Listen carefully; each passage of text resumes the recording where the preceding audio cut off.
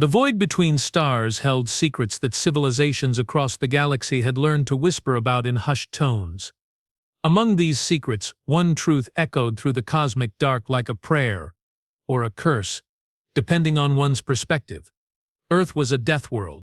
In the sprawling crystalline spires of Veltharion Prime, where the sky burned amber and twin suns cast shadows that danced like living things, the Grand War Council convened for what would be their final session. For 100 years, a century of meticulous planning, ruthless preparation, and cold calculation, they had studied the blue marble that drifted in the outer spiral arm of an unremarkable galaxy. Admiral Zukfatera stood before the assembled masses, her chitinous exoskeleton gleaming under the artificial light of the council chamber.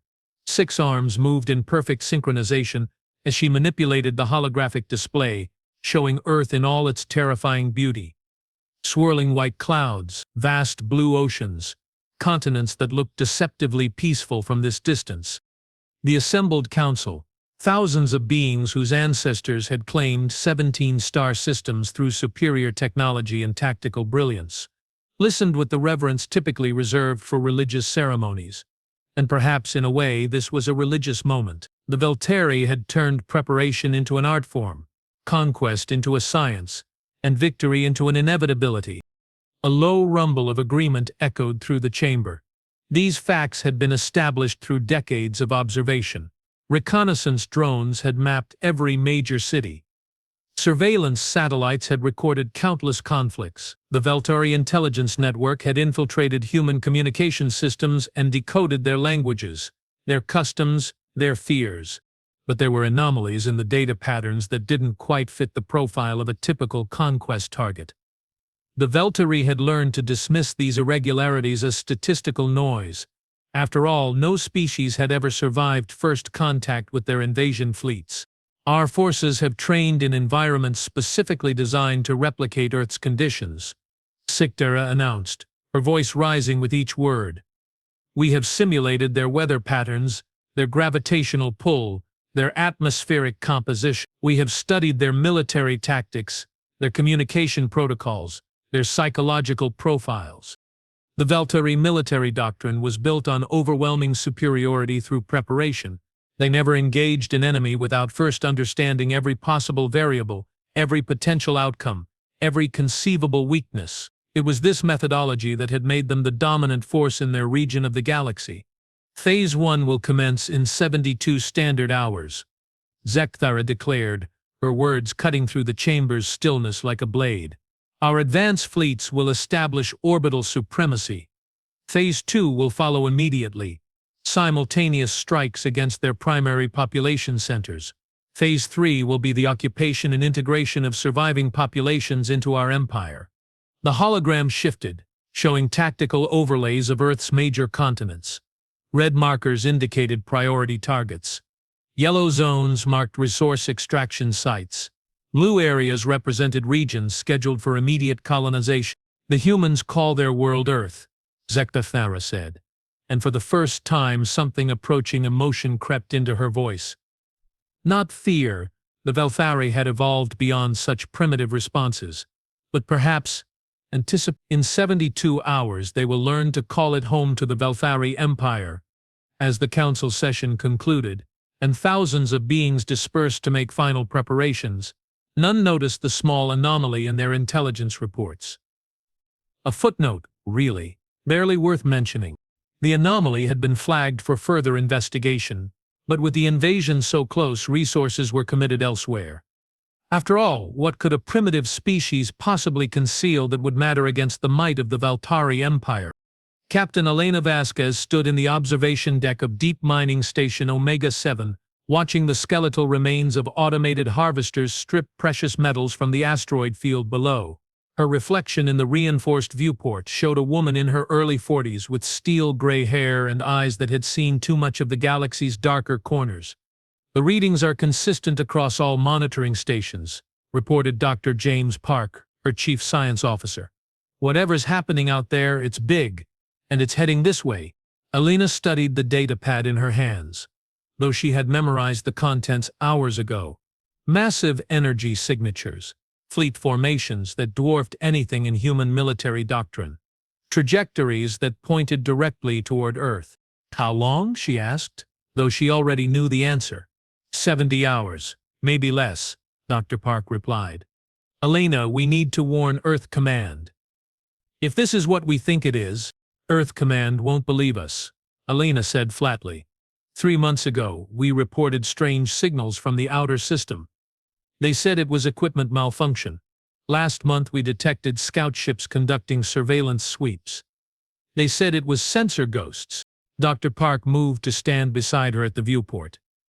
Below them, the mining drones continued their endless work, oblivious to the drama unfolding in the space between stars. They're not prepared, he said quietly.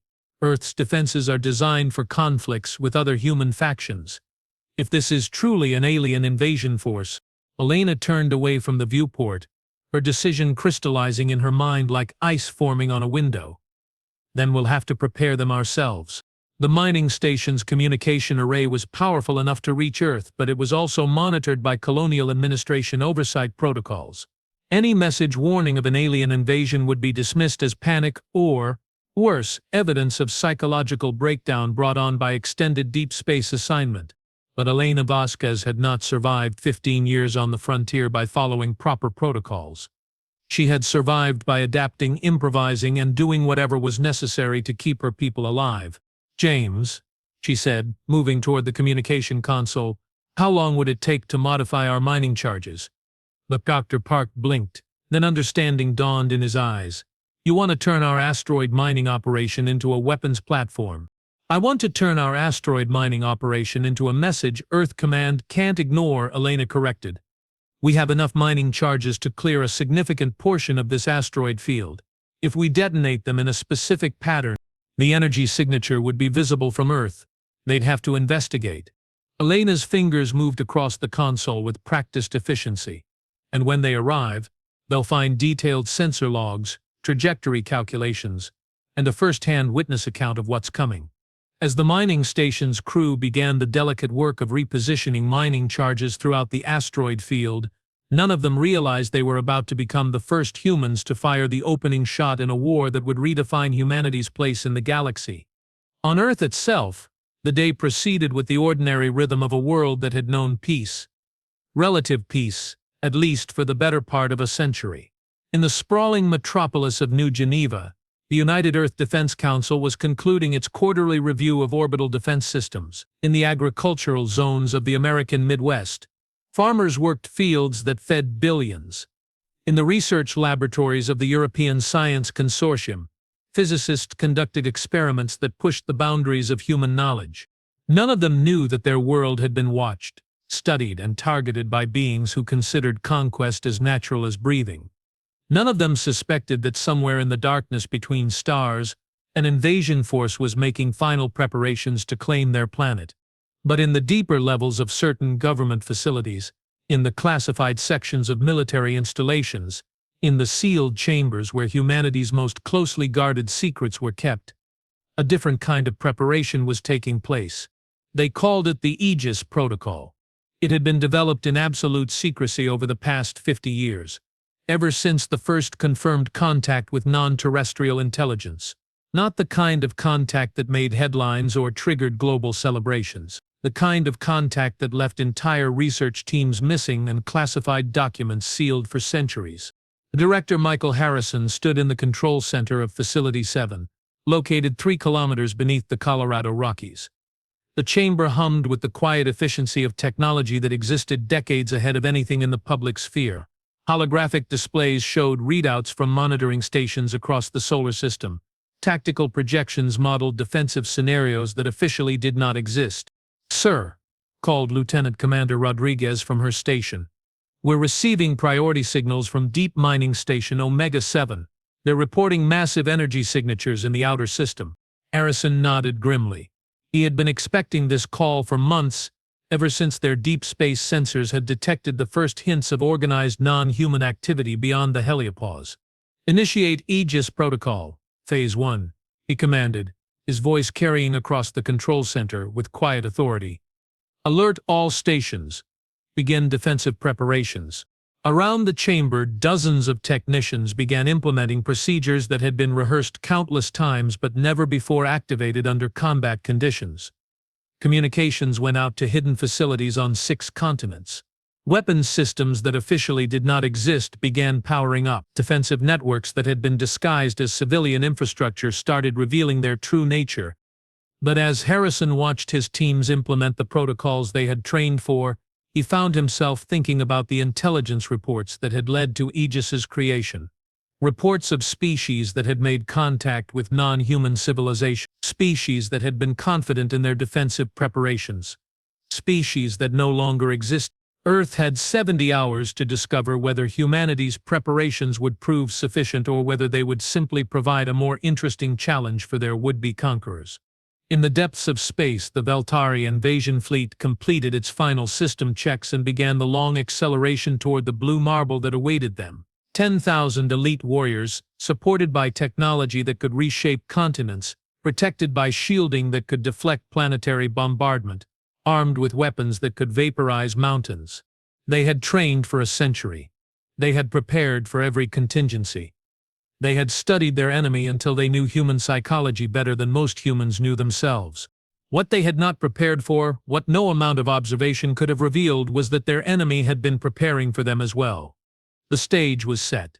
The players were in position. And in 70 hours, 2 civilizations would discover which of their preparations had been more thorough. The universe held its breath and waited for the answer. The Veltari fleet emerged from hyperspace at the edge of Earth's solar system with the precision of a symphony conductor's baton striking the first note of a masterpiece. 17 dreadnoughts, each the size of a small city, materialized from the quantum foam in perfect formation. Their hulls gleamed with exotic metals that bent light around them, creating an aurora effect that painted the void in colors that had no names in any human language. Admiral Zekdera stood on the command bridge of the flagship Conquest of Stars, her 4 eyes taking in the tactical displays that showed their target system in exquisite detail. Everything was proceeding exactly according to their century-long plan. The humans had detected their arrival. Primitive electromagnetic signals were already racing toward the inner planets at light speed, but detection and response were vastly different capabilities. Admiral, reported her tactical officer. Sub-Commander Velkris. Initial scans confirm intelligence estimates. The humans maintain a small defensive fleet in orbit around their homeworld, approximately 40 vessels. Primitive fusion drives, kinetic weapons and basic energy projectors, no match for even a single one of our destroyers. Zekdera's mandibles clicked in satisfaction. The humans were reacting exactly as predicted. Their orbital platforms were rotating to face the Veltari fleet. Their communication networks were flooding with panic transmissions. Their primitive leaders were undoubtedly convening emergency sessions to discuss options they did not possess. Sub-Commander Yith Ara, she called to her communications specialist, broadcast the standard surrender demand on all frequencies. Let them hear our offer in their own languages. The message that went out to Earth was a masterpiece of psychological warfare, crafted by Veltari experts in xenopsychology and tested on 17 previous conquest targets. It offered the humans a choice: immediate surrender and integration into the Veltari Empire with minimal casualties, or resistance and the inevitable destruction of their civilization.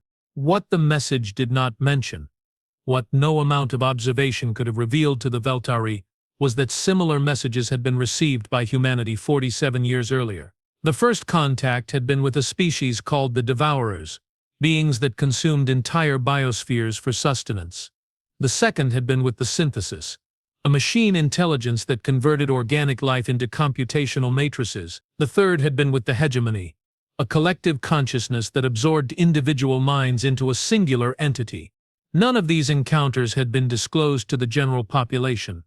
All had been resolved through the implementation of increasingly sophisticated versions of what would eventually become the Aegis Protocol, and all had taught humanity a crucial lesson.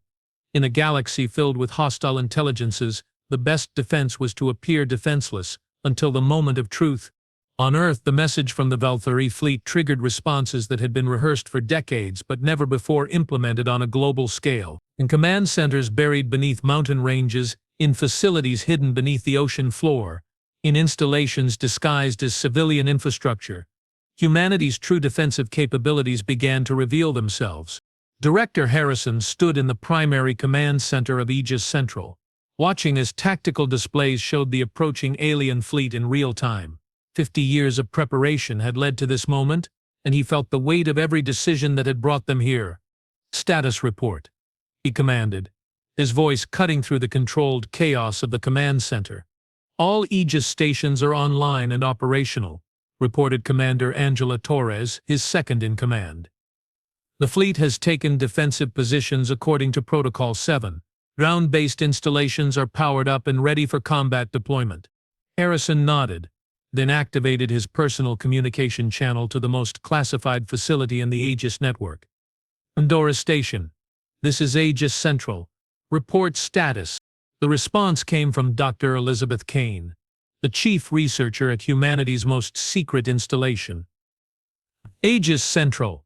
Pandora Station is green across all systems. Project Prometheus is ready for deployment. Repeat, Project Prometheus is green. Project Prometheus. The culmination of half a century of research into exotic physics, quantum mechanics, and technologies reverse-engineered from previous alien encounters. If the Aegis Protocol was humanity's shield, Prometheus was its sword. A weapons system so advanced that its theoretical basis existed decades ahead of public scientific understanding. "Commander Torres," Harrison said, turning to his second-in-command, "initiate the Masquerade Protocol. I want our actual defensive capabilities hidden until the optimal moment." Across Earth, the most sophisticated deception in human history began to unfold. The defensive fleet that the Velterictor ray had detected and dismissed was indeed real, but it represented only the visible portion of humanity's military strength. Hidden beneath the surface of asteroids, concealed within the hulks of derelict space stations, camouflaged as civilian infrastructure, were weapon systems that incorporated technology far beyond what any external observer could have detected. The key to the masquerade was simplicity. Appear weak where you are strong, appear strong where you are weak, and never reveal the true extent of your capabilities until victory is assured. Aboard the Conquest of Stars, Admiral Zakthara watched the human response with clinical interest. As predicted, their defensive fleet was moving to intercept positions. Their planetary defense platforms were powering up primitive energy weapons. Their communication networks were flooded with the chaos typical of a species facing its first encounter with superior technology. Admiral Subcommander Velchris reported, "We are receiving a response from the human authorities." The response came from the United Earth Defense Council, broadcast on all frequencies in perfect Velthari language, a fact that caused several bridge officers to exchange glances of surprise. The humans had learned their language with remarkable speed. "Unknown vessels," the message began. "This is Admiral Helena Cross, commanding the United Earth Defense Fleet. We have received your ultimatum and reject it categorically. Humanity will not surrender to foreign invaders regardless of the technological disparity. If you choose to proceed with hostile actions, you will face the full military might of Earth." Zekthara's mandibles clicked in what her species considered laughter. The humans were displaying exactly the kind of irrational courage that their psychological profiles had predicted. Admirable, perhaps, in an abstract sense, but ultimately futile. The final warning was a demonstration of power designed to shatter enemy morale. The Veltari fleet's main guns charged to 10% capacity and fired a coordinated barrage at a derelict asteroid in the outer system. The asteroid, roughly the size of a mountain, simply ceased to exist. The energy release was visible from Earth with minimal telescopic enhancement. That, the follow-up message stated, was our minimum power setting. You have 1 Earth hour to reconsider your position. In the Aegis Command Center, Director Harrison watched the destruction of the asteroid with grim satisfaction. The alien demonstration had provided crucial intelligence about their weapon systems, power output, and tactical doctrine. More importantly, it had confirmed that humanity's enemies suffered from the same psychological limitation that had doomed 17 other species. They believed that superior technology automatically guaranteed victory. "Analysis complete," reported Dr. Patricia Williams, Aegis's chief Xena technology specialist. "Their energy weapons operate on coherent exotic particle streams, probably some variant of quantum tunneling manipulation. Powerful, but not beyond our defensive parameters. More concerning is their shield technology. It's deflecting our passive scans almost perfectly. Harrison nodded. What about their deployment patterns? Textbook formation for species with technological superiority complex, Commander Torres interjected. They're arranged for maximum psychological impact rather than optimal combat effectiveness. Classic mistake of generals who have never faced an enemy capable of meaningful resistance. Time to optimal engagement range? Harrison asked. 43 minutes at current approach velocity, Torres replied. Sir, I recommend we begin Phase 2 of the Masquerade Protocol. Harrison's finger hovered over the authorization key that would initiate the next stage of humanity's deception. Phase 2 involved revealing some of their hidden defensive capabilities while continuing to conceal their most powerful assets. It was a carefully calculated escalation designed to draw the alien fleet into optimal engagement parameters. Authorized, he said, pressing the key. All stations implement Phase 2 Masquerade Protocol. Let's see how they react when we stop looking quite so helpless. The first indication that something was wrong with the Veltari intelligence estimates came when the human defensive fleet suddenly doubled in size. Ships that had been concealed as civilian vessels or disguised as orbital debris began revealing their true nature. Energy signatures that had been carefully masked started broadcasting across the electromagnetic spectrum. Weapon systems that should not have existed based on observed human technology began powering up. Admiral Zekthira stared at her tactical displays with something approaching confusion. Sub-Commander Velkris, explain these readings. Admiral, it appears the humans have been concealing a significant portion of their defensive capabilities. I'm detecting approximately 80 combat vessels. Not 40. Energy output suggests weapons significantly more advanced than our intelligence estimates predicted. Zekthira's four eyes narrowed. In 100 years of observation, they had never detected any indication that humanity possessed this level of military technology. Either their surveillance network had been compromised, an impossibility given their technological superiority, or the humans had developed these capabilities in complete secrecy. Still well within acceptable parameters for conquest. Admiral, their numbers have increased, but our individual vessel superiority remains overwhelming. Estimated engagement time to total victory, 14 minutes. Zekthira nodded, though a small part of her mind noted the discrepancy between observed and actual human capabilities. A century of planning had accounted for many variables, but not for the possibility that their intelligence was fundamentally flawed. All ships, she commanded, advance to optimal firing range. Begin combat operations. The Veltari fleet accelerated toward Earth, their weapons systems charging to full combat readiness. Behind them, the wreckage of the obliterated asteroid continued to drift through space, a testament to the power they were about to bring to bear against humanity. What none of them noticed, what their sensors were incapable of detecting, were the hundreds of automated defense platforms that had been placed throughout the outer system over the past 50 years.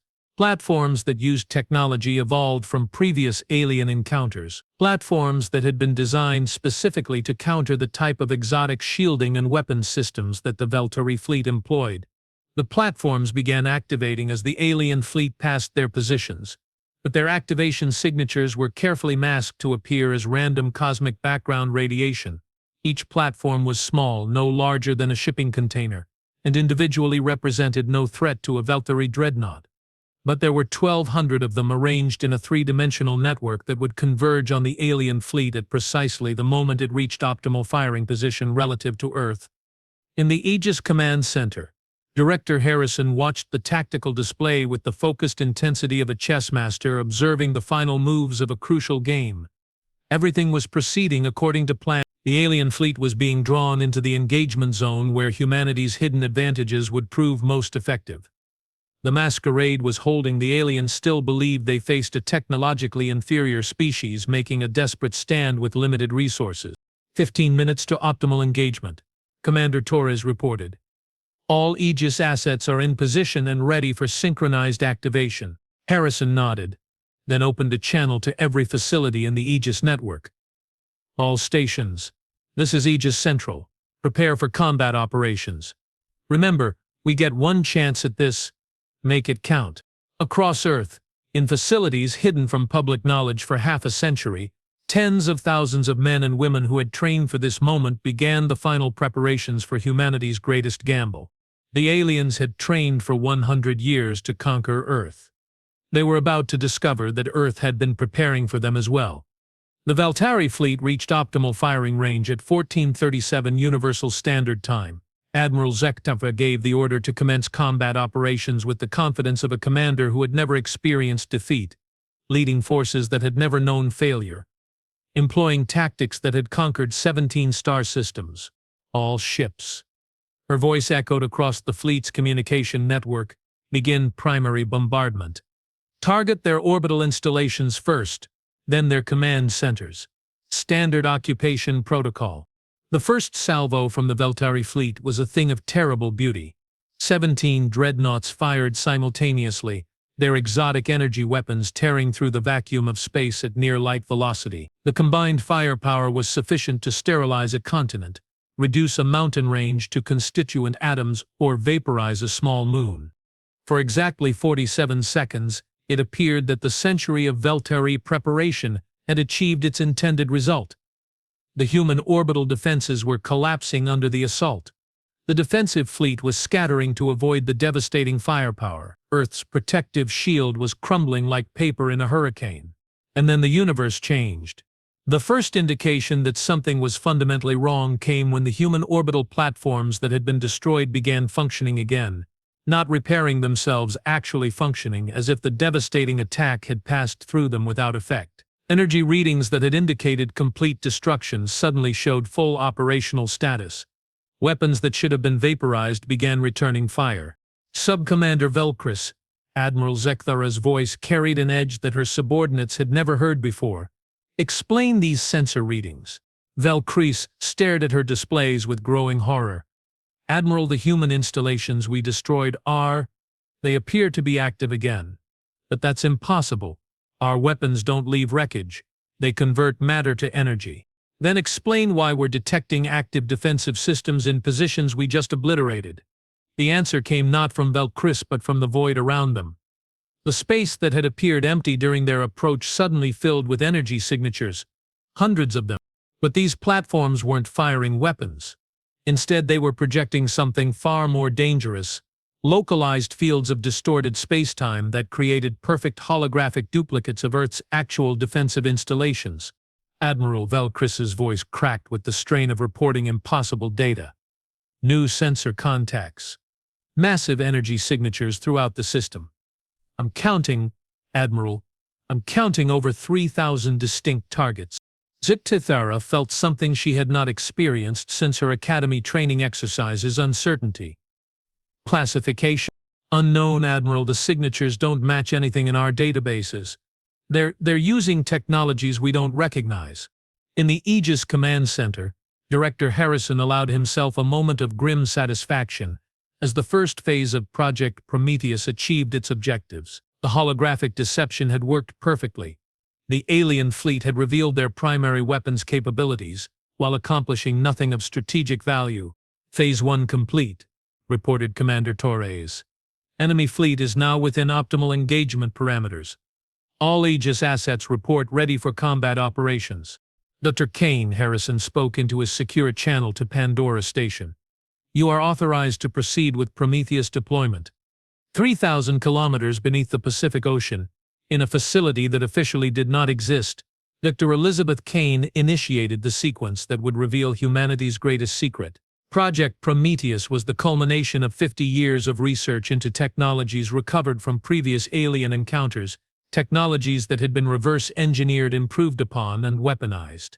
The first Prometheus platform materialized in space near Luna, emerging from a quantum folding field that had kept it displaced from normal spacetime. Then another appeared near Mars.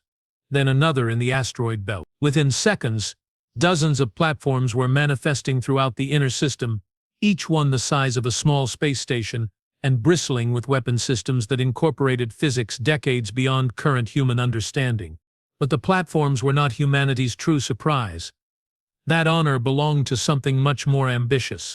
Aegis Central, this is Prometheus Alpha, came the voice of Captain Michael Stevens, commander of humanity's most classified vessel. We are ready for combat deployment. Harrison smiled for the first time since the crisis began. Prometheus Alpha, you are cleared for full revelation. Show them what we've learned. The space between Earth and Luna shimmered, and suddenly a new ship appeared. A vessel that dwarfed even the largest Velthari dreadnought. The Defiance was humanity's first and only dreadnought-class warship, constructed in secret over 25 years using technologies that no human government officially possessed. Its hull incorporated adaptive materials that could shift between stealth configurations and combat deployments. Its weapons systems drew from 4 different alien technology bases. Its defensive systems included shields that operated on principles of quantum uncertainty manipulation. But most importantly, the Defiance carried a crew that had trained for decades in combat against technologically superior alien forces. Aboard the Conquest of Stars, Admiral Zekthara stared at her tactical displays with something approaching disbelief. The humans had not simply hidden their defensive capabilities. They had constructed an entirely parallel military infrastructure using technologies that shouldn't have existed. Submander Velkris, her voice was deadly calm. Update our tactical assessment. Admiral, I'm detecting over 50 major combat vessels, 3,000 automated defense platforms, and multiple installations that appear to be, Admiral, some of these energy signatures are stronger than our own. This training kicked in, overriding her psychological confusion. The humans had demonstrated capabilities beyond their intelligence estimates, but the Velthalari fleet remained formidable. Adaptation and overwhelming force were still viable options. All ships, she commanded, concentrate fire on their largest vessel, maximum power, destroy it quickly, then proceed with systematic elimination of their defensive network. The Velturi fleet's second salvo focused the combined firepower of 17 dreadnoughts on the Defiance. Energy sufficient to crack a moon converged on the human vessel from multiple vectors, creating a destructive field that should have reduced any known ship to constituent particles. The Defiance absorbed the entire attack without apparent damage. Impossible? Velkris whispered. The return fire from the Defiance was a single beam of coherent energy that struck the Veltari flagship amidships. The beam penetrated their exotic matter shields as if they didn't exist, passed through their adaptive hull plating as if it were transparent, and carved a path through the ship's interior that severed primary power conduits, destroyed the main computer core, and left the Conquest of Stars dead in space. Emergency power! Zekthara screamed, but her ship was already drifting, its once mighty engines silent, its weapons offline, its crew struggling to comprehend how a single human vessel had crippled their most powerful ship with one shot. The battle that followed lasted exactly 7 minutes. It was not a battle in any traditional sense. It was a demonstration of what happened when a species that had spent a century preparing to fight primitives encountered a species that had spent 50 years preparing to fight them specifically. The human defense platforms revealed weapons systems that countered every advantage the Veltari possessed. Their exotic energy shields proved useless against coherent quantum disruption beams. Their adaptive hull plating provided no protection against matter conversion warheads. Their superior numbers became a liability as human tactical networks coordinated attacks that turned the aliens' formations into killing grounds. The Defiance moved through the alien fleet like a predator among prey, its weapons systems systematically eliminating threats with surgical precision. Each shot was perfectly calculated to disable rather than destroy. Humanity wanted prisoners, wanted intelligence, wanted to understand exactly who had been watching them and why. Within 3 minutes, half the Veltari fleet was disabled or destroyed. Within 5 minutes, the remainder had attempted to retreat and found their hyperspace drives jammed by quantum interference fields. Within 7 minutes, the most powerful invasion force in Veltari history had been reduced to scattered wreckage and drifting hulks. Admiral Zekthara, trapped on her powerless flagship, watched her tactical displays show the systematic destruction of everything she had spent her life building. A century of preparation, destroyed in 7 minutes by beings they had dismissed as primitive. Admiral, Velkris reported, her voice hollow with shock, we're receiving a communication from the human flagship. The message came in perfect Veltari, spoken with the calm authority of someone who had just demonstrated absolute superiority. Veltari vessels. This is Captain Michael Stevens of the Earth vessel, Defiance.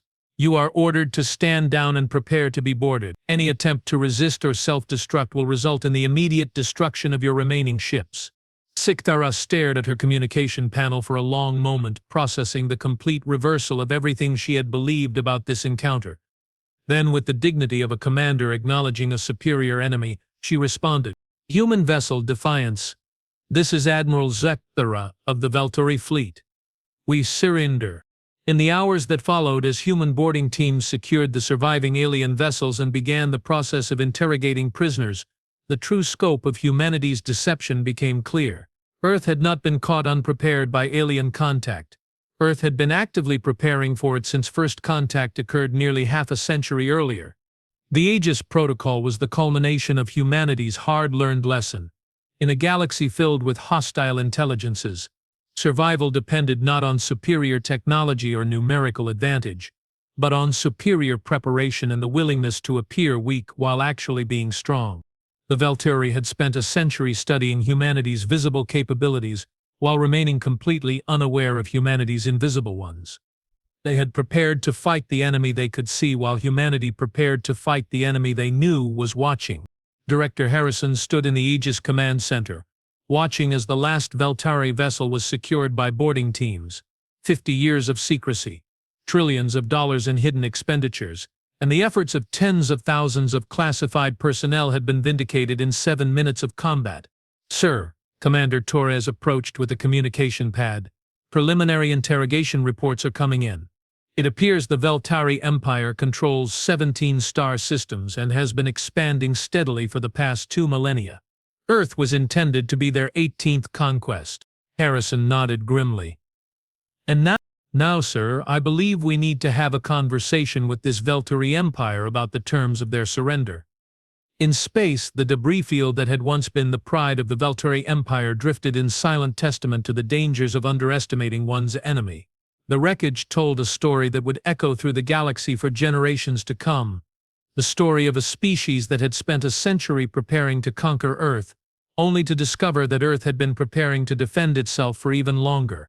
The Valtteri had trained for 100 years to invade Earth, but as Director Harrison would soon learn from the interrogation reports, the battle for Earth had been only the beginning. The Valtteri Empire's 17 star systems were now without their primary fleet, their most experienced commanders, and their aura of invincibility. The galaxy was about to discover that humanity's emergence as a spacefaring power would not be a quiet one. And in the deepest levels of the Aegis facility, Dr. Kane was already beginning work on Project Prometheus Phase 2, because the intelligence gathered from Valtteri computers had revealed something that would reshape humanity's understanding of the galaxy itself. They were not the only species that had been watching Earth. The war for humanity's survival had ended in 7 minutes. The war for humanity's future was just beginning. The Galactic Council chambers on Nexus Prime had not seen such chaos in 300 years. Representatives from 47 different species filled the amphitheater, their various forms of communication creating a cacophony that the translation matrices struggled to process. At the center of the chaos stood a single figure, Captain Michael Stevens of the Earth vessel Defiance, the first human to address the Galactic Council. "Honored representatives," Stevens began, his words carrying across the chamber with the same calm authority that had once demanded the surrender of the Valtteri fleet. "I bring greetings from the United Earth Federation and an invitation to establish peaceful diplomatic relations." The chaos in the chamber intensified. For 300 years, the Galactic Council had operated under a simple assumption. Any species capable of interstellar travel would announce itself through gradual expansion, tentative first contacts, and careful negotiation. Species did not emerge from primitive isolation to defeat one of the galaxy's major military powers in a matter of minutes. Elder Thessa Sarah of the Ethereal Collective, the Council's current speaker, raised a crystalline appendage for silence. Her voice, transmitted through harmonic resonance rather than vocal cords, carried the weight of centuries.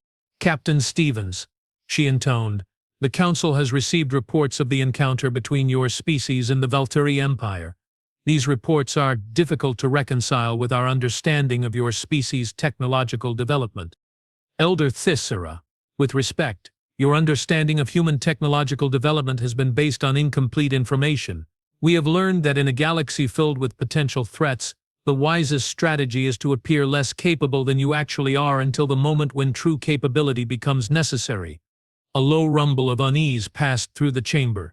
The implications of Stephen's words were clear to every species present.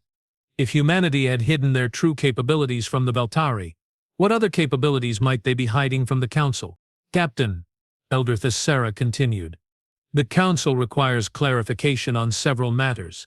First, the nature of the technology employed in your defensive action against the Velthari fleet. Second, the extent of your species' current military capabilities. Third, your intentions regarding territorial expansion. Stevens activated a holographic projector that materialized data displays throughout the chamber, displays showing star charts, technology specifications and fleet compositions that made several representatives shift uncomfortably in their seats. The holographic displays shifted to show the wreckage of ships that bore no resemblance to Veltari designs.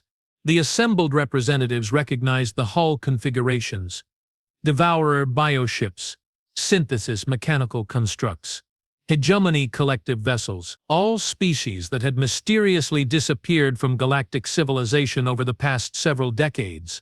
Second, Stevens continued, regarding our current military capabilities, humanity currently operates 17 defensive fleets, each equivalent in strength to the force that engaged the Veltari. These fleets are deployed throughout human space for defensive purposes only. Several representatives calculated quickly and reached the same disturbing conclusion. Humanity possessed military strength equivalent to the Veltari Empire at its peak, possibly greater. Third, regarding territorial expansion, humanity has no interest in conquering other species or claiming territory through force. However, we do claim the right to defend ourselves against any threat, and we define defense broadly enough to include preemptive action against species that demonstrate hostile intent toward Earth or human colonies. The chamber fell silent as the implications sank in. Humanity was announcing itself not as a new member seeking acceptance into galactic civilization, but as an established power demanding recognition of its sovereignty. More disturbing still, they were making it clear that their definition of self-defense included the complete elimination of threats as the missing species could attest if any of them still existed. Elder Thessera's harmonics carried careful diplomatic neutrality. Captain Stevens, what does humanity seek from the Galactic Council? Stevens' smile widened slightly. Elder Thessera, humanity seeks exactly what every other species here seeks: the right to exist peacefully, to trade freely, and to pursue our own development without interference. In return, we offer the same courtesy to all species that extend it to us. The unspoken corollary hung in the chamber's air like a toxic cloud. Species that did not extend such courtesy would discover exactly why the Veltari Empire was now a collection of human-administered protectorates. The United Earth Federation formally requests recognition as a sovereign interstellar power and membership in the Galactic Council, Stevens concluded. We look forward to productive relationships with all peaceful species. As the session concluded and representatives dispersed to their respective delegations, one thing was clear to every being present. The galaxy had fundamentally changed. The species that had once hidden in the shadows of a single star system had emerged as a major power, and they had done so by demonstrating that sometimes the best way to ensure peace was to make the consequences of war too terrible to contemplate. The Galactic Council would vote on humanity's membership application, but the outcome was never in doubt. When a species could eliminate one of the galaxy's major military powers in 7 minutes, diplomatic recognition became less a matter of courtesy and more a matter of survival.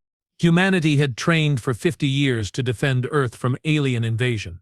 The galaxy was about to learn what humanity could accomplish when they went on the offensive. But that, as Director Harrison often noted in his classified reports, was a story for another day. The age of human isolation was over. The age of human expansion was about to begin. And somewhere in the depths of space, automated monitoring stations that humanity had positioned throughout the local galactic arm continued their patient watch, scanning for signs of other species that might be observing Earth with hostile intent. After all, as any student of human military doctrine could attest, the best defense was always preparation for the next war. The universe was vast, filled with wonders and terrors that humanity was only beginning to understand. But whatever challenges lay ahead, one thing was certain. Any species that chose to threaten Earth would discover exactly why humanity had earned their place among the stars, not through diplomacy or trade, but through the simple expedient of being too dangerous to ignore. The Volturi had learned this lesson in 7 minutes. The rest of the galaxy was about to learn it as well.